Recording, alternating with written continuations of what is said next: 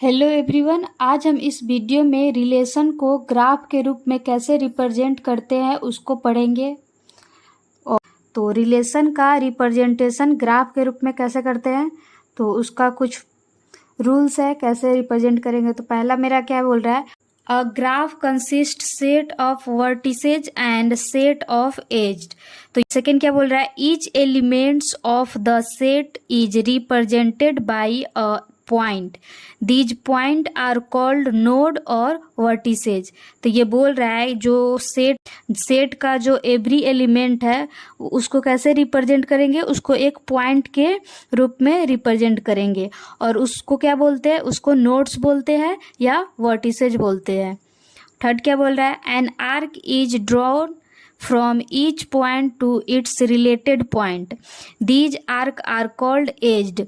और जो मेरा पॉइंट्स है और जो दो नोड्स बनेंगे या दो पॉइंट्स बनेंगे उसको एक आर्क से ड्रॉ करेंगे।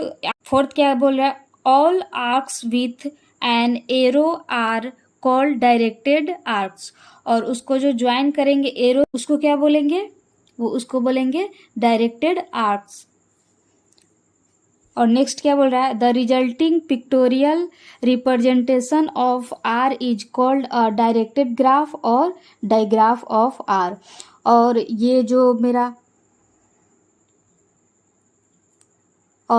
मेरा रिप्रेजेंटेशन है ग्राफ के रूप में, इसको क्या बोलेंगे, ये एक रिलेशन का रिप्रेजेंटेशन ग्राफ के रूप में हो रहा है, उसको क्या बोलेंगे, डायरेक्टेड ग्राफ या डायग्राफ ऑफ आर। तो चलिए इसको एक एग्जांपल के थ्रू समझते हैं। तो मेरा सबसे पहले एक सेट है ए जिसका एलिमेंट है 2, 4, 6 एंड अनदर सेट बी है जिसका एलिमेंट है 4, 6, 8। और जो रिलेशन है वो डिफाइंड हो रहा है ए क्रॉस बी, यानी कि सेट ए और सेट बी के बीच में रिलेशन डिफाइन हो रहा है। और वो रिलेशन क्या है, एक जो रिलेशन है वो दिया गया है 2, 4, 2, 6, 2, 8, 4, 4, 6, 6 एंड 6, 8। अब इसको हमको ग्राफ के रूप में रिप्रेजेंट करना है। तो पिछले वीडियो में हमने देखा कि रिलेशन को मैट्रिक्स के रूप में कैसे रिप्रेजेंट करेंगे, और उसके पिछले वीडियो में रिलेशन क्या होता है वो भी देख लिए हैं। अब रिलेशन को ग्राफ के रूप में कैसे रिप्रेजेंट करना है उसको इस वीडियो में देखेंगे। तो सबसे पहले यहाँ पे एलिमेंट क्या है, 2, 4, 6 एंड 4, 6, 8, यानी कि मेरा क्या है, एलिमेंट को क्या करना है, ऊपर लिखा हुआ था एलिमेंट को पॉइंट से डिनोट करना है। तो एलिमेंट हो गया मेरा क्या, पॉइंट, तो ये हो गया 2। नेक्स्ट क्या हो गया मेरा 4, तो ये हो गया 4 एंड नेक्स्ट क्या है 6, तो 6 हो गया एंड अनदर वन 8, तो 8 हो गया। अब क्या बोल रहा है रिलेशन मेरा 2, 4, यानी कि 2 को 4 से रिलेट करना है। ये 2 है, 2 को 4 से यहाँ पे एरो लाइन से डिनोट करना है। अनदर वन 2, 6, यानी 2 को क्या करना है 6 से करना है, तो ये हो गया 2, 6। नेक्स्ट क्या है 2, 8, यानी 2 और 8, तो ये हो गया 2 एंड 8। नेक्स्ट क्या है 4, 4, तो 4, 4 है, तो ये तो सेम है, जब भी सेम आएगा तो उसको क्या करना है, सेल्फ लूप से डिनोट करना है। तो ये हो जाएगा एक, यहाँ पे सेल्फ लूप बन जाएगा ऐसे। और नेक्स्ट क्या है 6, 6, तो यहाँ पर भी क्या हो जाएगा, एक सेल्फ लूप हो जाएगा। नेक्स्ट क्या है 6 और 8, तो 6 को 8 से मैच करा देंगे। तो ये हो गया मेरा क्या, ये हो गया रिलेशन को एक ग्राफ के रूप में कैसे रिप्रेजेंट करेंगे। तो एक रिलेशन को ग्राफ के रूप में इस टाइप से रिप्रेजेंट करेंगे। अब हम देखेंगे कि जो रिलेशन का प्रॉपर्टीज है उसको ग्राफ के रूप में कैसे रिप्रेजेंट करेंगे। तो रिलेशन का पहला प्रॉपर्टीज क्या है, रिफ्लेक्सिव। तो पहला मेरा हो गया रिफ्लेक्सिव। रिफ्लेक्सिव में क्या होता है, self loop on every vertex. तो जितने भी वर्टेक्स है उस पर सेल्फ लूप बनेगा।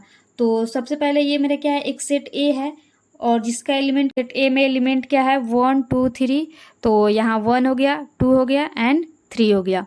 तो सबसे पहले मेरा ये क्या बोल रहा है, रिलेशन मेरा 1 को 1 के साथ, तो क्या हो गया 1 के 1 के साथ, तो ये एक सेल्फ लूप बनाएगा, तो ये एक सेल्फ लूप हो गया।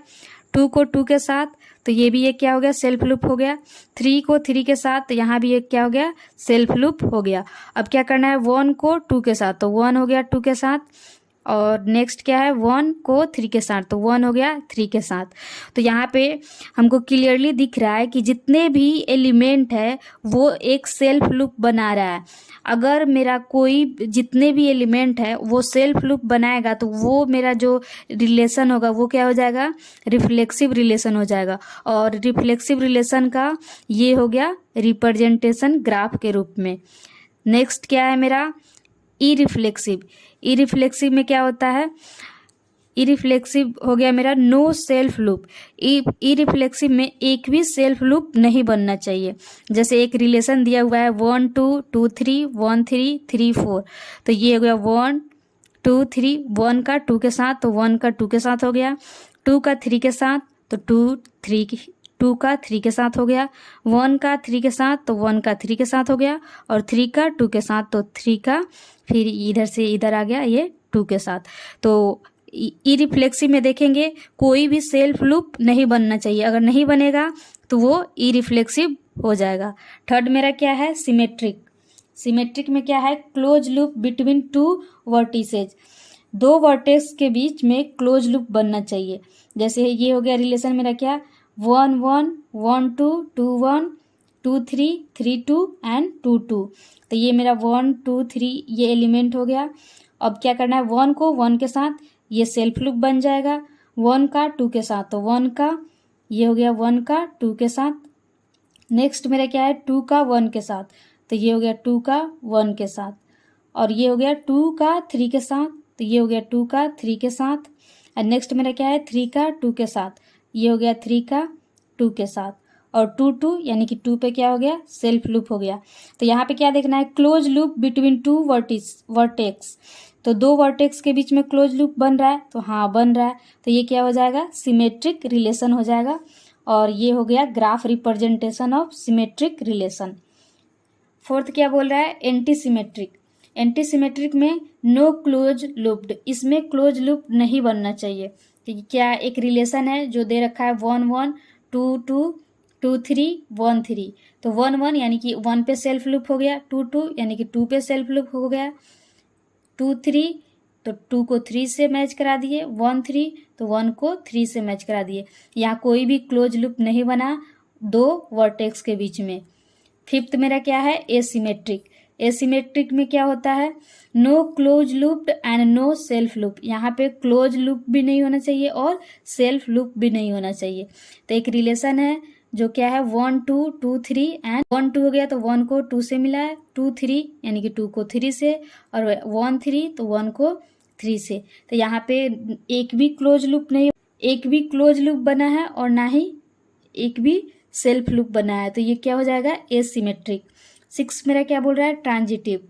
तो ट्रांजिटिव मेरा एक रिलेशन दे रखा है 1 1 1 2 2 3 एंड 1 3।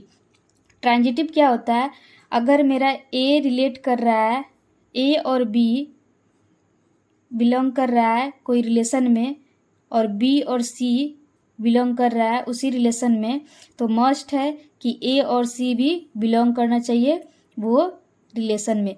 ये कुछ भी नहीं है, बस ये रिलेशन ही है जो पिछले वीडियो में हमने देखा है। उसी को कैसे एक ग्राफ के रूप में रिप्रेजेंट करेंगे, यहाँ पे बस वही है। तो ये हो गया R 1 1 1 2 2 3 एंड 1 3। तो 1 1 है तो सेल्फ लूप हो गया, 1 2 है तो 1 को 2 से मैच करा दिए, 2 3 है तो 2 को 3 से मैच करा दिए, और 1 3। तो यहाँ हमको देखना है 1 1 है 1 2 है, तो 1 यहाँ से 1 1 हो गया, 1 2 हो गया, तो 1 2 भी है, हाँ है, तो ये ट्रांजिटिव हो गया। अब देखते हैं आगे, 1 2 है 2 3 है तो 1 3 होना चाहिए, तो 1 3 है, तो हाँ ये ट्रांजिटिव तो है। तो यहाँ से हमको दिख रहा है कि ये रिलेशन ट्रांजिटिव है। और इसको ग्राफ के रूप में कैसे रिप्रेजेंट करना है, तो यहाँ इसको ऐसे ग्राफ के रूप में रिप्रेजेंट करेंगे। तो ये हो गया मेरा क्या, किसी भी रिलेशन को ग्राफ के रूप में कैसे रिप्रेजेंट करेंगे। तो ये हो गया कुछ एग्जाम्पल्स।